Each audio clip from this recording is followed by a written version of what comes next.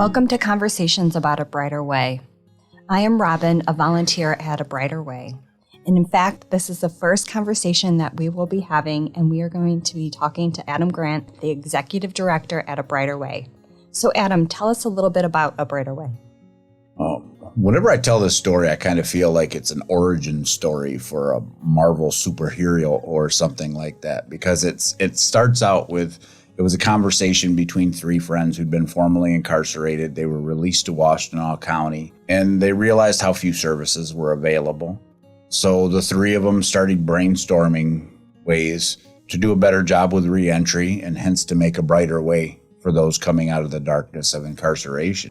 A Brighter Way today in 2022 is an organization that's growing. The main thing that we do is mentoring. We believe in reentry through relationship, and our mentoring relationship stands at the center of it. We like to believe that we're community building. So people who are returning from prison need a place to be able to feel part of something, comfortable, and to be productive in their communities. And so our mentoring model is one where we don't do things for people, we do things with people. So we believe in a side-by-side model. So how do people get in touch with us? There's a number of ways. I mean, you can look us up on abrighterway.org, our website. Like many nonprofits, our website is kind of lacking, but somebody once told me that if you have a really good website, people wonder how much good work you do because you're spending too much time on these other things. There are multiple places that you can email, but I always suggest that people just send emails to either volunteering@abrighterway.org or at director@abrighterway.org, because that way we will definitely get back with you. We will engage you. You can reach us at, I never use the office phone number. So our office number is 734-896-3770. Again, that's 734-896-3770. Well, let's get on to our episode. And this week, we'll be speaking to Adam about his experiences being incarcerated and getting out. So how long were you incarcerated? The last time I was incarcerated, because there's definitely a backstory to this. I've done about 2 years in the county. I did a 2-year stint from the time I was 19 to 21. And then when I was 22, I robbed a bank. And don't get me wrong, I'm not minimizing what I did. I robbed a bank at gunpoint.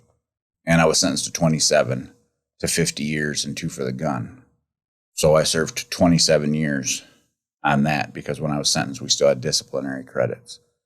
So I tell people all the time that it'll take until I'm 63 years old until I have half of my life in prison and half of it out, which is a pretty stark reality for some people. So, but I was released in January 8th of 2020, and I got off parole January 10th of 2022. It was the first time that I was off supervision or being incarcerated since 1985.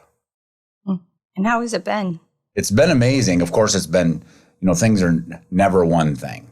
So it's been amazing. It's been challenging. Remember, if anybody remembers January 8th of 2020, this was pre-COVID by 2 months.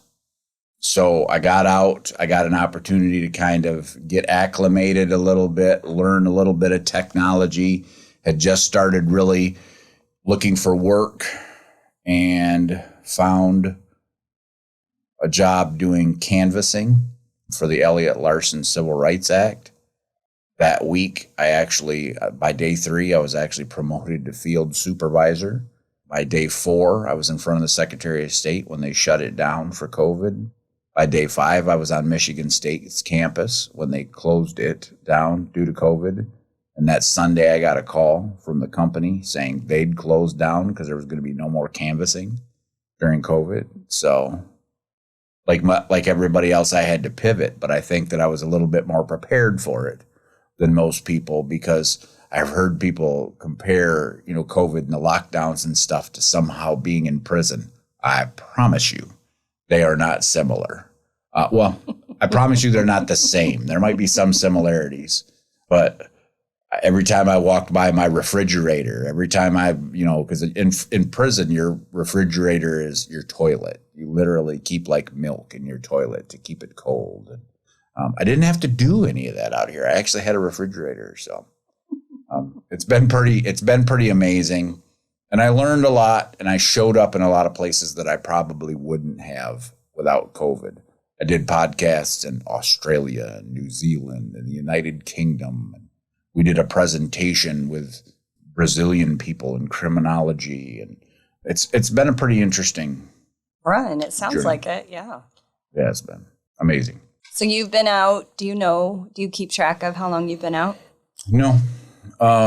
It's kind of funny too, because there's certain things that you think you'll do that you won't. I remember saying when I got off parole, I was going to just cross the border because I could.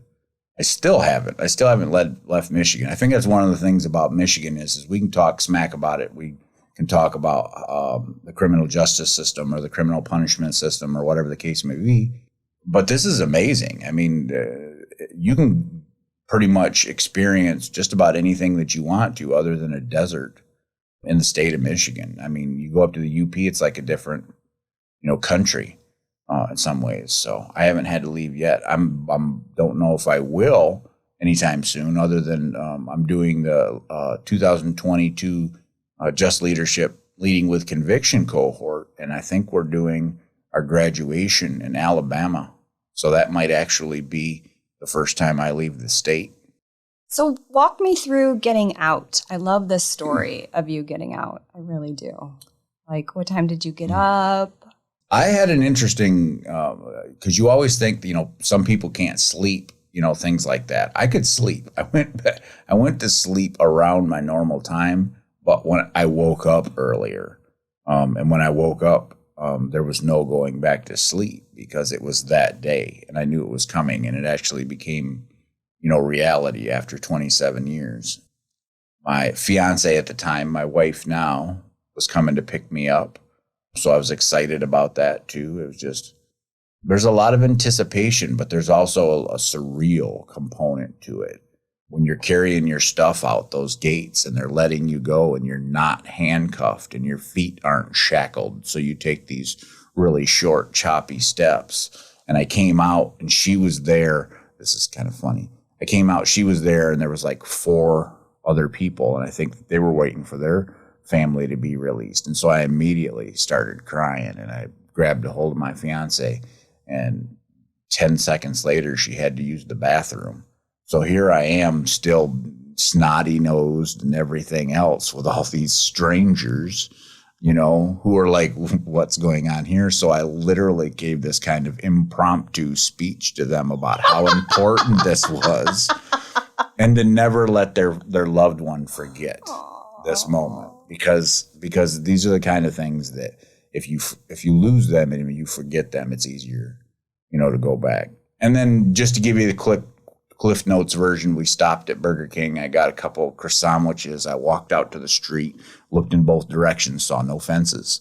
It was took fresh air. I mean, it's not any different. It was only a few hundred yards away, but it was free air, so it was a little bit different. We drove home. I forgot that I get car sick, and I ate 2 croissant sandwiches. So by the time I hit the city limits of Lansing, those croissant sandwiches had to exit my body, and they did. And I was kind of a little bit sick to my stomach all day long, but I didn't care. But when you say exit, there could be 2 exits. No, it wasn't. It was number 1. And it was not a number 2. But you told your fiance, you need to pull over. You need to pull over now. And she was like, why? And you just need to pull over now. And she did. And evacuation happened. Yes. It did not taste as good the second time as it did the first time, but nonetheless, it was still. And then that day I did things because I'd already had things. I wanted to hit the ground running as many ways as I could. So we spent 4.5 hours at the Secretary of State. We got bounced around a little bit at Social Security because I had an issue with that, because when I was 17, I filled out a job application and didn't fully know my Social Security number. So I've had one number wrong. As much trouble as I've been in over my life, they labeled that as an alias Social Security. So it took me 3 days to get my Social Security card. But that was the gist of it. And then, kind of just a reality check too, because we're doing something like this for people to understand and to kind of humanize the situation is there was also an element of the next day we did my grandmother's wake because my grandmother passed 6 days before I came home. And my grandmother was my champion. So there was, double-edged sword. It was, I was so grateful to be able to be there, and some healing took place with my family too, with my being able to be there, which would have been completely different. So I'm grateful, and I'm grateful for. I know what my grandma did. My grandma knew I was coming home. Yeah, and she was happy about that. And I think in her own way, she kind of walked off into the woods so that I didn't have to worry about her anymore because she knew that I'd just been by her side every day. So she freed me up to be the executive director of A Brighter Way. Speaking of which, will you tell us about how you found a job? Well, I mean, again, COVID era, things became a little bit easier. I didn't have to get to as many things. So I didn't have to worry about transportation issues. I didn't have to worry about whether or not something was on a bus line, which a lot of people have to worry about now. They're really limited in what they can find because transportation is a real thing. And even if they have loved ones that are willing to help them with that, it's a burden that is placed on them that they don't even think about. And you don't want to place any more burdens than is absolutely necessary on people. So everybody was figuring this out with me. So all of a sudden, the Zoom era of the virtual interviews and stuff started going, which was good because it allowed me to do a lot of interviews. And I used to joke all the time that I was batting 1,000 in interviews. I did 30 interviews, and every one of them offered me a job. And every one of them rescinded it once they ran it up the flagpole, despite the fact that I had been honest and forthright about my incarceration and how long I was incarcerated and what I did with my time and things like that. And I found that in a lot of these cases, they thought that it was a policy that you couldn't hire somebody until a certain time. And when you asked them to produce the policy, it wasn't a policy. It was just a practice. And that's what a lot of these stigmas are. They're not actually policies. They are just practices and norms and the culture of some organizations. And it's ridiculous when you think about it, when they say, well, we can't hire you now. Come back in a year or come back in a year and a half. When the person is the most vulnerable, needs the opportunity to do something, to be productive and to have hope and faith that things are going to be okay, you are telling them, come back after things are okay. We're not going to play a part in it. And, that's troublesome. And it's one of the reasons why, I got involved in being a little bit more active and a little bit more vocal and sharing my story, because everybody can't. There's a trauma associated with this. When you share your story, you relive things. And anybody who's told stories of traumatic events in their own life understand that. Prison reform, criminal justice reform, people forget that very much what people are sharing is traumatic. And so often people are asking us to do it for free and everything else. And then we have to go home at night and process this. Thankfully, I had 27 years. In the last 17 years of it, I took a very conscious approach to this. So I come out as together as you possibly can be. But every once in a while, I still brush up against things. They're, traumatic, and I have to reprocess. I hate and I love that part of that you did these 30 interviews, right? And then every single one of them rescinded. Right. That's fact. That's what's going on. It is. And quite frankly, the jobs that I did get was because I was able to get in front of the people who actually got to make the decisions. Because I got hired Parkside Family Counseling in Adrian. Yes, I was living in Lansing. And so thankfully I was able to do almost all of that virtually. But I got in front of the owner, the CEO, and she took a chance on me. I was able to get hired at Home of New Vision in the Jackson office, being the Jackson Area Recovery Community Coordinator, which is a supervisory position. And because I was able to get in front of the CEO, and the CEO said, "Do you know that you are a miracle?"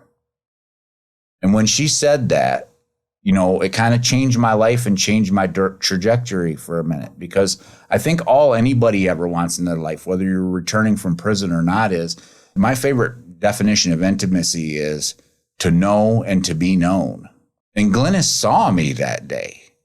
It wasn't just somebody who did 27 years. It was somebody who did something with those 27 years. What was the name again? Can we send a thank you? Glynis Anderson. She knows I love her.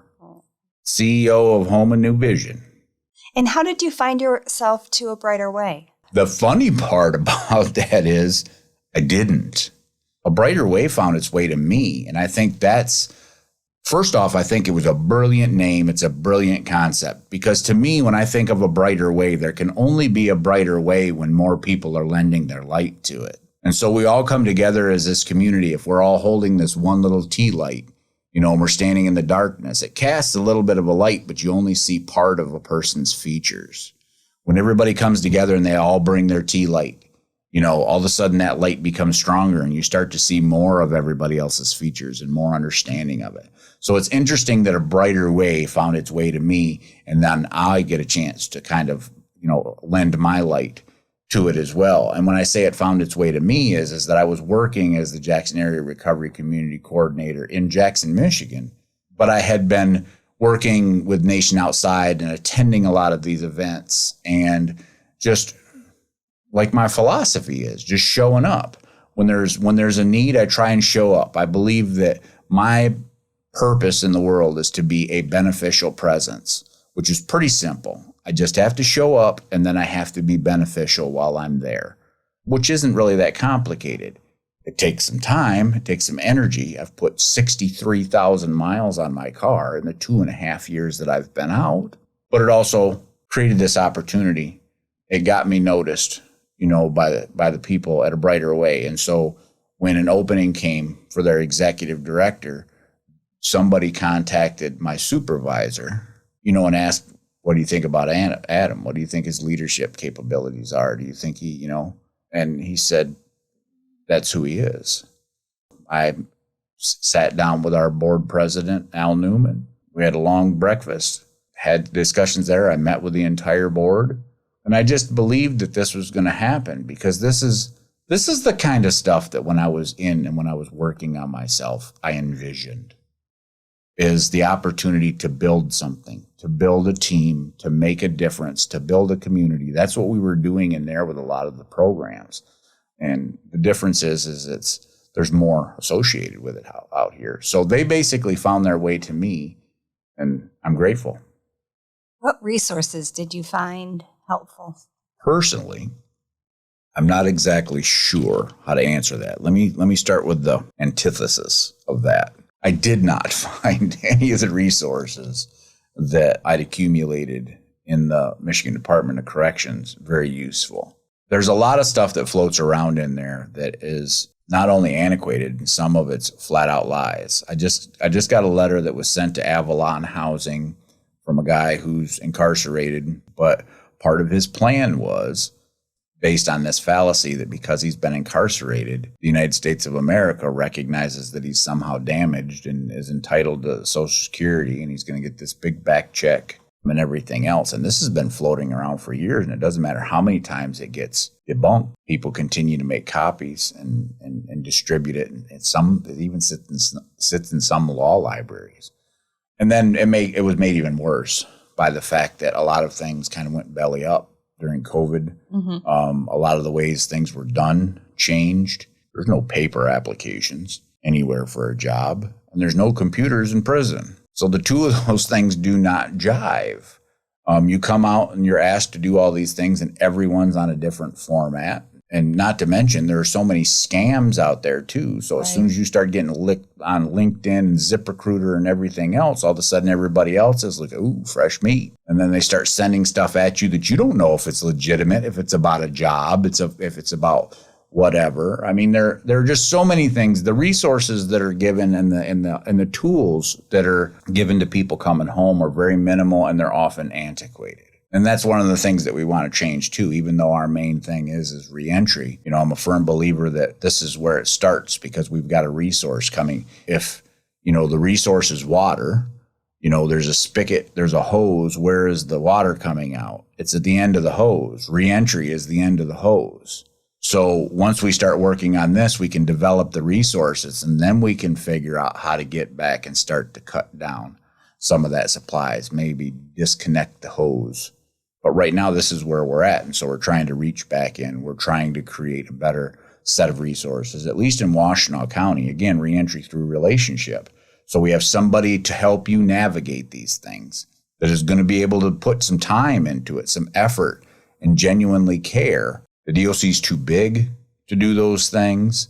It's too slow. It's like turning the Titanic. It takes... DOC is Department of Corrections. Michigan Department of Corrections. And I'm not bad-mouthing them. I understand their limitations. But I think one of their biggest limitations is they often don't know their own limitations. I think ignorance is not a problem. Willful ignorance is. We're all ignorant to something. Right. And if we can acknowledge it, I'm ignorant to a lot. You saw me trying to figure out all this equipment in here. I'm figuring it out. But you can't figure it out until you acknowledge that you're ignorant to begin with. I don't know. Ignorant and stupid aren't the same thing. I just don't know. But the problem is they sometimes are willfully so and don't want to listen to the people. The saying is those closest to the problem are closest to the solution and often furthest from the resources. And that's true. What do you think they're doing right, the Department of Corrections? I think, let me give props where props are due. I think they're making an effort now. I genuinely do. And I do believe that there are people in the administration on different levels that understand this and are at least taking a look at it. I still don't think that they have enough people with lived experience in genuine decision makings. They'll pick our brains on occasion, but I don't see people with lived experiences running some of these departments or, being the heads of some of the steering committees and things like that, which I think is a problem. I mean, you've got people. The state is very much almost like colleges in some ways, where you become tenured and you're protected. And I understand it when it comes to schools, so that you can be free to develop things and stuff like that. But in the state, it becomes a problem because you're like next in line to get promoted. And so I heard it said, and it's not just about the DOC. I've heard it said about big entities anyway, that you get promoted to the point of incompetence. In the Department of Corrections or the state as a whole, often you get promoted to a department that you have no expertise in. So like a perfect example is like if you have something that has to do with Department of Corrections and it has to do with reentry, there might be somebody who is high up in the Secretary of State or State Police that's kind of next to get one of those positions. What does a state police officer know about reentry? What does a Secretary of State administrator know about mentoring? Things like that. They might know about mentoring on a business level, but it's a little bit different. You don't have the same trauma involved with business that you have with reentry. What I think they're doing right is I think that they're at least willing to start looking at those things. I just wish the politics would be removed from it. When I say the politics, because I think politics is like prestidigitation. Politics is unfortunately about the appearances of doing something more than it is about actually doing something. And that's a problem when you're talking about people's lives. And I would say one last note on that is people in general should be upset with this. We talk about spending money in these budgets. This is an investment. $2.2 billion is spent on the Department of Corrections. We deserve a better return on our investment. What is the most surprising thing about life on the outside? Most is one of those things that becomes difficult to quantify in some ways. I guess that it's if you keep putting in the work, eventually people will notice, and there is a kind of an avenue that this is a good time to have some warts. The world respects and appreciates lived experience a little bit more. I found it interesting when I told you I did the 30 for 30 on the interviews. I found it interesting that people wanted lived experience, and I used to joke that they just didn't want as much lived experience as I had. But I think now I'm also in that realm where, like I said, they were wait for a year, wait for a year and a half, wait for 2 years. Now they're all knocking on my door. So it's a matter of finding your way, kind of in the interim. You shouldn't have to. And that's kind of what we're trying to develop at A Brighter Way, is a model that is professional development, a model that you can get your foot in the door earlier, that you can learn the ins and outs of what it is to be in some of the helping professions and just to be a professional as a whole. So I guess that would be the thing that I'm most surprised about is that there are opportunities. I had a recent realization with my own experiences, and that was because I was like, I burn the candle at both ends. I do as much as I possibly can. I worked 12-hour days, 7 days a week while I was in prison.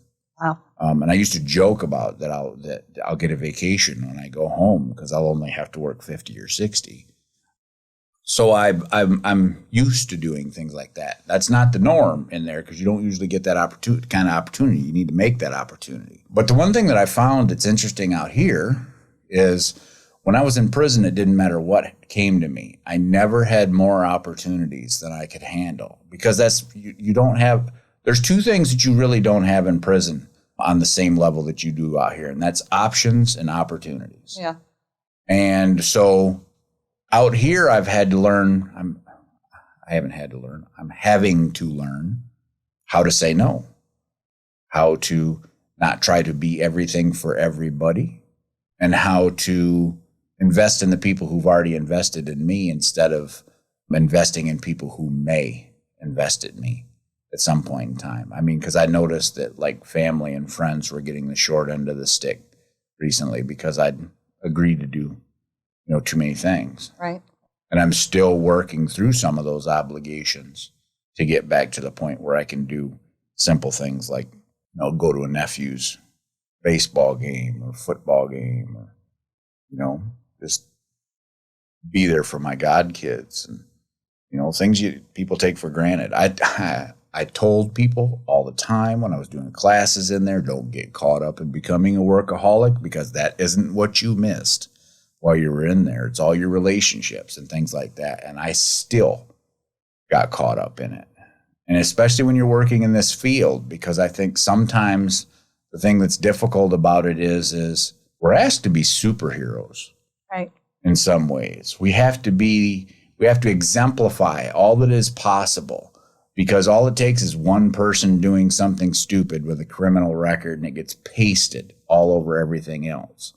So we have to be a superhero. Well, even Superman got to be Clark Kent once in a while and kick his feet up. And we don't ultimately, unless we find a way, to do it. And this sounds like someone on the outside, an issue for them too. Like it sounds like a normal issue that people are having about how to balance, work-life balance. Sure. And I think prison is a microcosm of the rest of the world and the rest of a community. It has its own specific things because it's designed to be limiting, but it's not that different. It is the same kind of things. The difference is that unless you really consciously put in the work, you come out of that place, your growth has been stunted in some ways. Yeah. You have to choose to go deep in a place that doesn't respect that. You have to choose to get in touch with your feelings in a place that doesn't respect that and often preys on that. In order to do the growth that you need to do, you become a target sometimes for staff who think you're too big for your britches. I get that. I got wrote out of 3 different facilities. I got transferred from different facilities because I was doing too much positive. That's no exaggeration. People could be listening to that right now and be like, oh, come on, there had to be something else behind it. No, it was pure paranoia. The fact that I had the influence I did, it didn't matter that I was using it for good, that I was teaching people tools that made them better communicators, and it also made them better citizens of the prisons that they were in. It didn't matter, because the fact was I had influence and they were afraid that I would somehow wield it against them. That's paranoia. And so you don't get a lot of those tools in there. You don't interview for very many jobs. Some people do actually do interviews in there. You don't interview for jobs. There are so many wasted opportunities in the Michigan Department of Corrections right now that to me, it should look more like the real world in there than a parenting model. And so often it's a parenting model. You get grounded. It's called top lock or it's called LOP. That's what it is. It's grounding. They won't even say you have a job. It's called an assignment. And I wonder why that is. Well, because I think a job sounds too much adultish, and it sounds like then they think they should pay you more, because I made good money by penitentiary standards. I made $1.77 a day. $1.77 a day. $1.77 7 days a week? No, because 2 days out of the week, I couldn't get paid. There's no overtime in there. That's what I was wondering. Yeah, you get 5 days, and not the other 2 days I donated my time because the work needed to be done, because it was about programs and community building and things like that. And so I don't even consider, that's not a wage. They can call it like a stipend to make it sound professional. But again, going to that faulty parenting model, what it is it's an allowance. Right. Sounds like it. And not even a good one. No, 15-year-old, you try and give him $1.77 a day? Oh, no, that ain't happening. He's calling CPS on you. What did you use that money for? A lot of different things. You have to subsidize. Honey buns? Oh, I bought some honey buns in my day. I bought some Zoom Zooms and some Wham Whams and some thousands upon thousands of ramen noodles. But it depends, because you also have friends and family that'll help you out. And they started doing secure packs at the end of it, where they could actually make an order for you once every 3 months. So my wages went to a lot of different things. I mean, early on, they went to all the things they shouldn't have went. I was still smoking cigarettes. I was still doing drugs. I was, doing all of those things. In prison, you were doing drugs? Oh, yeah. I did every bit as much drugs in prison as I did out of prison. That's still shocking to me. I won't get Don't get too deep. far off into the weeds on that one, but I don't understand how it is shocking to people. First off, it's supply and demand. So even the people who have the ability now it's even cigarettes. You can't even smoke cigarettes in there. Really? Yeah, you can't smoke cigarettes in there anymore. So. Can you have patches? Nicotine patches? Oh, no. Nicotine's a drug. People, they're afraid somebody be boiling that thing down and figuring out how to get high out of it or whatever. But a pack of cigarettes, I could bust down a pack of cigarettes, $7 pack of cigarettes, and probably make about $125. So supply and demand, that should not surprise people in the United States of America, that people would find a way to be able to do those things. And you're talking about people who are also trying to hide from their feelings and everything else. So there's always going to be people that want to use it. Yeah. Once you're an addict on the outside, you're an addict on the inside. Well, yeah, I mean, I think the mechanisms are still in place and the traumas are still in place. Whether it's people in reentry or people in recovery, I really shy away from non-person-centered language. So even the concept of addict is like, to me, that's not what it is. It's kind of like we've become too label-based in this society. And so when we say, an addict, addicts will use that as to let them off the hook for future behaviors too. I'm just an addict. What do you expect from me? So I'm careful about those things. And it also becomes tricky because sometimes in these circles, you have people who feel they've earned the right. I can call myself a convict. I can call myself a felon. You're absolutely right. You can. But you also have a responsibility to the next generation of people, because I'm not a convict. I used to wear that badge so tough while I was in prison, because a convict was not a resident. It was not a prisoner. It was not any of these other things that were kind of controlled in some ways. It was somebody who didn't tell on anybody, who held their ground, all these things, all these masculine versions of what it is, to be incarcerated.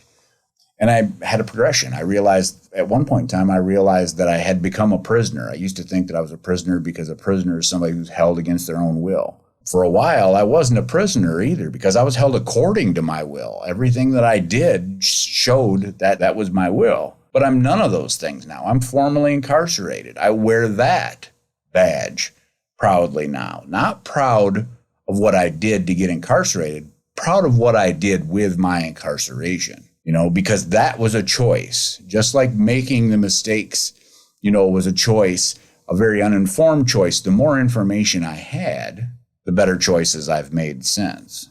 So let's talk about language because we do use different terms for those.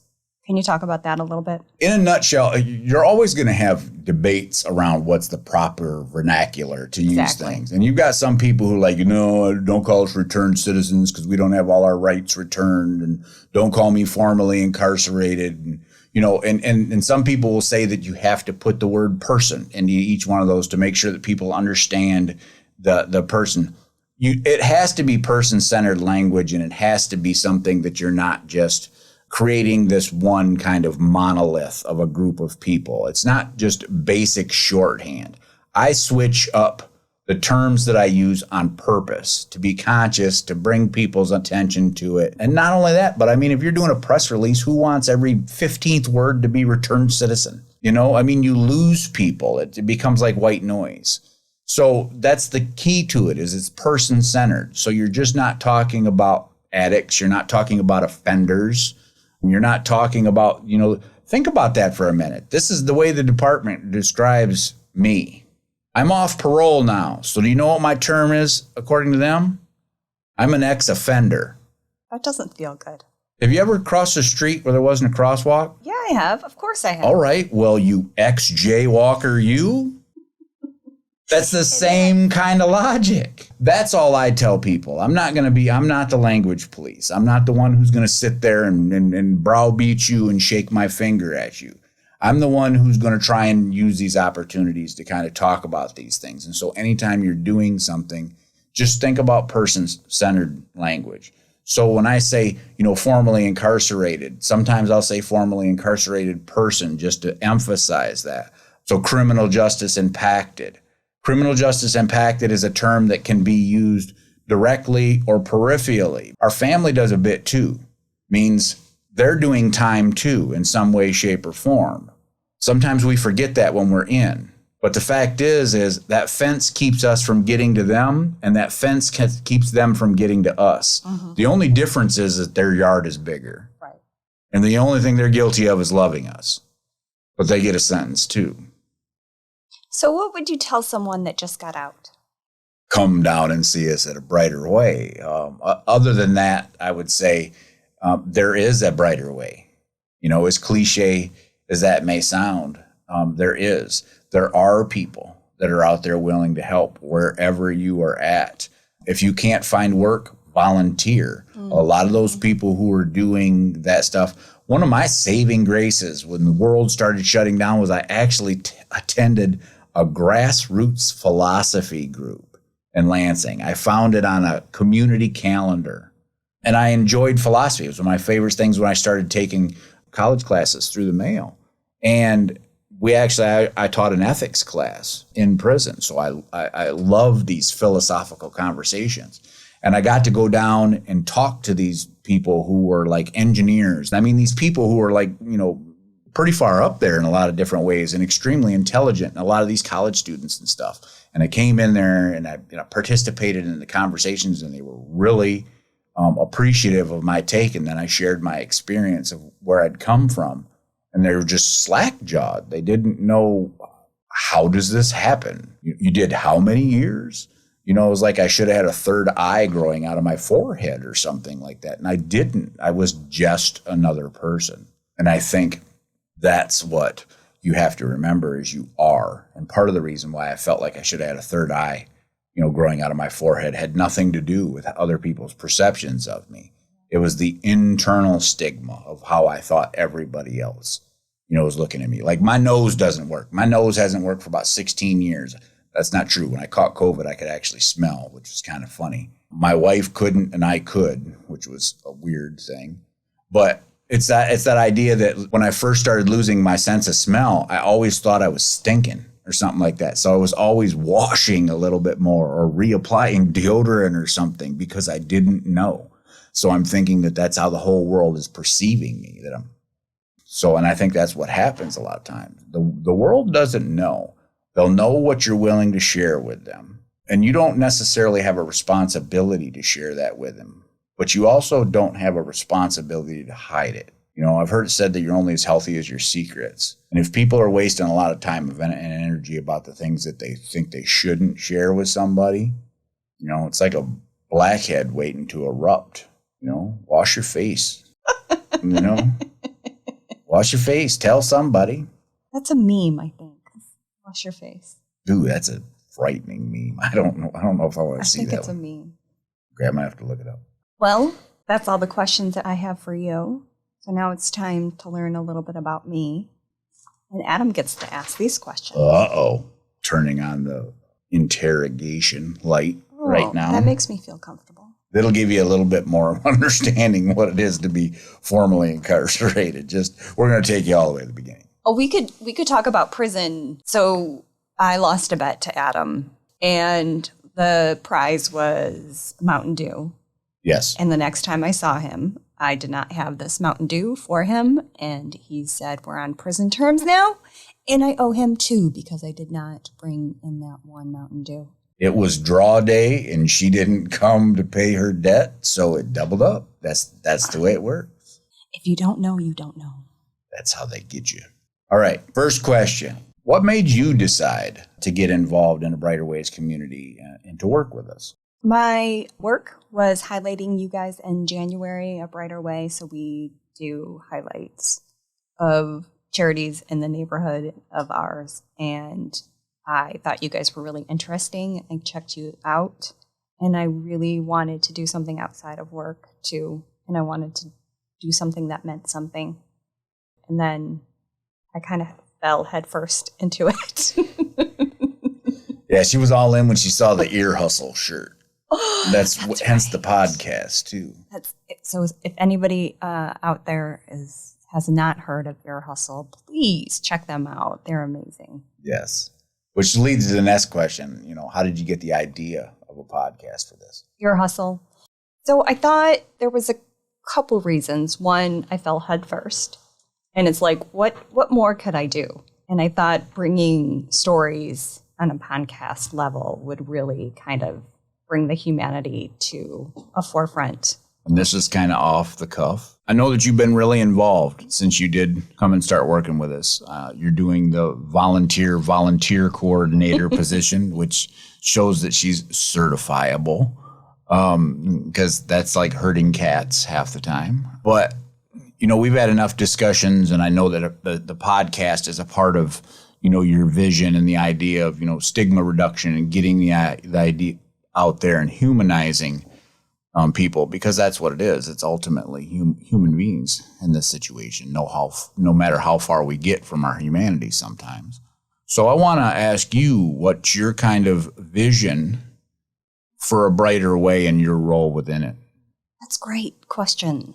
I think I can see herding cats, being the volunteer coordinator. I can see that. I can see going to events and helping planning those and really bringing that alive, the volunteers alive, as in showcasing what they think their strong suit is. If they have podcast experience, if they have advocacy experience, bringing those and helping them, meet their needs. I really would love to do that.